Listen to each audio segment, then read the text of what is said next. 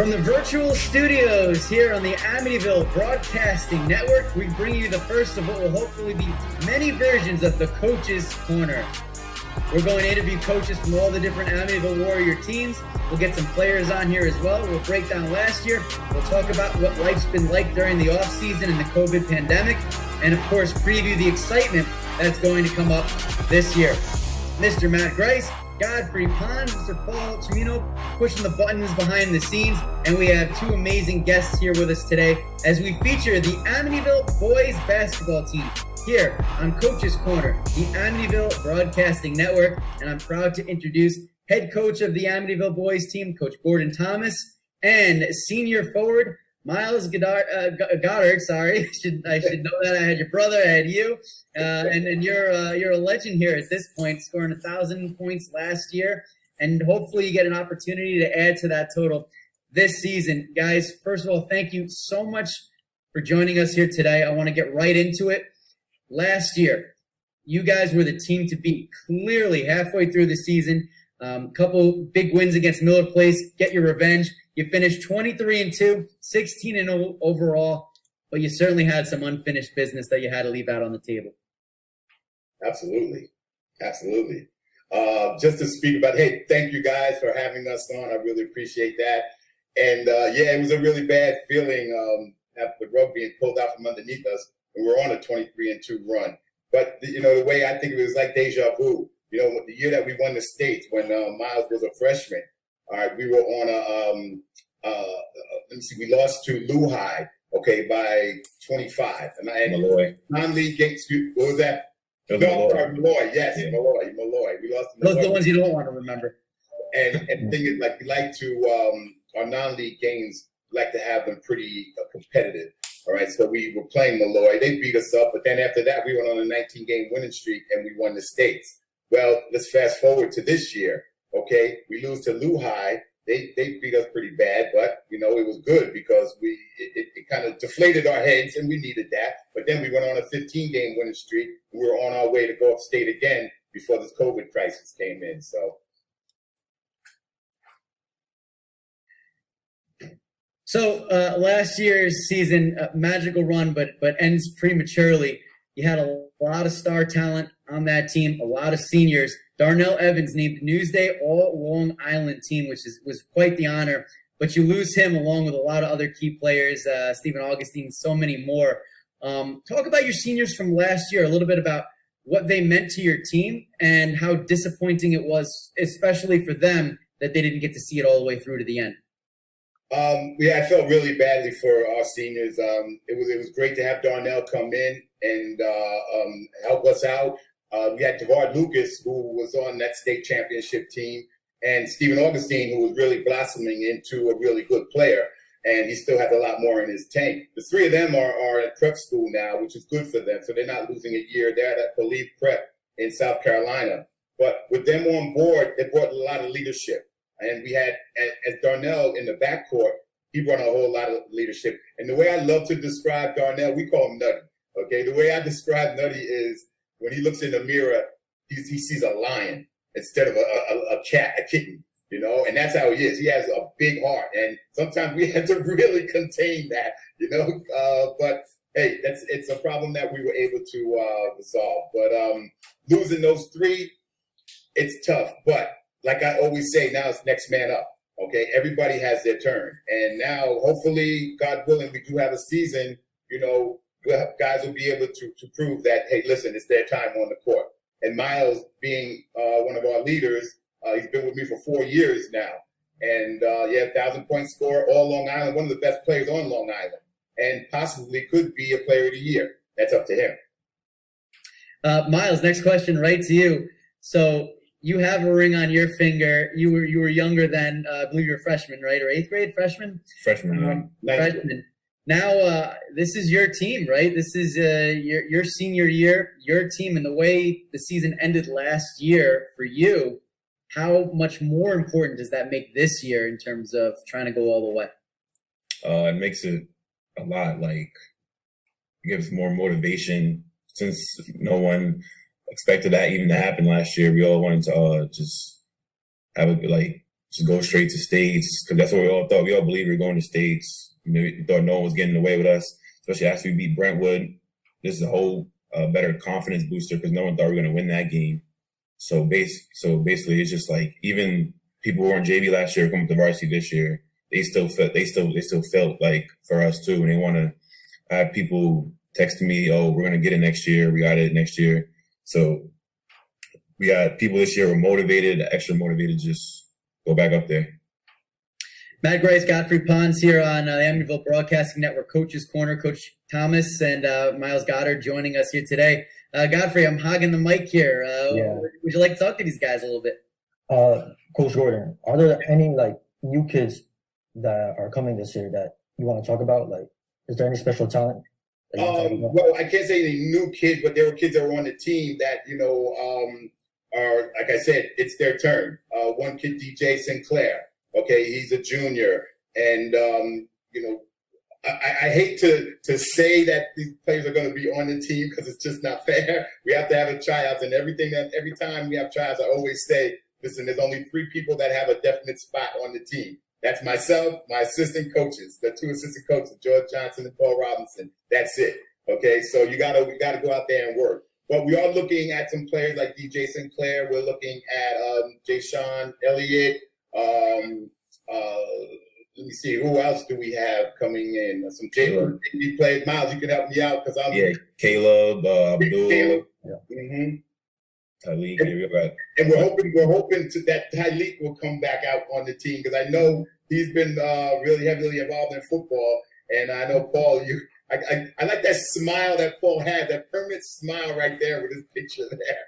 But we're hoping that we can use Tyleek too because he's a really big body and he can rebound and set good screens and all too. So anybody else, Miles, that we think we're missing there? Sean Fields.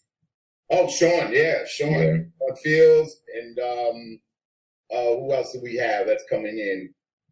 We have some really good young players that I really want to take a good look at coming up from the middle school. Of course, we're going to give everybody a shot, God willing, if we're able to have a tryout. So, but Amityville, there's always great talent in Amityville, great athletes. Okay, it's all about now bringing it all together and really learning the game of basketball and not just running up and down, but, learning the pick and roll, setting screens, rebounding and all. So, but I'm just hoping that we can have a season and, get going. We've already been pushed back 2 times. So, we were supposed to be trying out already. We probably would have had the team already, and then they pushed it to November 30th, and now it's January 4th. So, again, just hope and pray that we're able to go through this. So you win the Suffolk Small Schools Boys Basketball Championship 78-75 over Centum Riches. You defeat Brentwood in the Suffolk Overall Boys Basketball Championship by 8 points. And then the dreaded news comes down. What was your message to your team when you found out your season was going to be canceled? And what advice did you give them so that they could focus on getting ready for hopefully what will eventually be a season starting for you in January? Well, I will never forget that I think it was a Thursday in March, and I think it may have been the 12th because I think Friday was the 13th. And I remember we all got together, and I hated to give them that news. But, we sat down and, we talked about it. And the one thing that I, had to put into their minds is to say that this COVID pandemic that we're in is bigger than basketball. All right. So, and we have to take care of yourselves, with the correct hygiene and social distancing and with wearing masks and things like that. But the one thing I said, that life goes on. Okay. Yes, this is a hurdle that we have to cross, but this is just an example of what's lies ahead, and not just with COVID, but other challenges as well. You don't just stop. You got to jump over that hurdle, or when you get knocked down, you dust yourself off and keep going. And the one thing I said to my seniors at that time was, listen, this is an opportunity for you. Make sure you graduate. All right. And they did. Thank God. They all did, which I was very happy for that. And now let's turn the page to where we are now. We would have already been playing in probably 6 tournaments already with spring and summer and fall. We haven't been playing since March, and I just told them, stay ready. Okay. Cause you never know when you're going to get that call. Stay in shape. The worst thing that you want is, you didn't get yourself in shape, and then all of a sudden we come in, and that's how you get injured. You tear an Achilles, you pull a hamstring, and then or you do something to your knees, whatever. So it's important to just stay in shape. Do some running, anything that you can do on your own. So again, hoping and praying that we have a season. So go ahead. Go for it, Godfrey. You were talking about social distancing and mask wearing. So I was wondering how that was going to affect practice, if there's any changes to practice this year. I just hope we have practice. And then it depends on, what Mr. Evan Farkas tells us. I will probably have to wear a mask. I'll be glad to wear a mask all the time. I'm sure the players will be tested. They'll get their temperatures taken and this and that. But, as far as having huddles, we may not be able to do that. Listen, I'm willing to do whatever it takes for us to be able to play. Unfortunately, if we play, it'll probably look like we won't have spectators. But that's where you guys come into play. All right. We hope to be right there with you, Coach. And I got to tell you, Godfrey, you got some big shoes to fill, brother. All right. Because I tell you, those guys did a hell of a job last year. They really did. Proud of them, too. And I'm sure you'll do just as well. On a different note, so you mentioned the pandemic and how crazy a time that was, but there was a lot of other stuff going on as well with social justice issues, George Floyd, Black Lives Matter protests.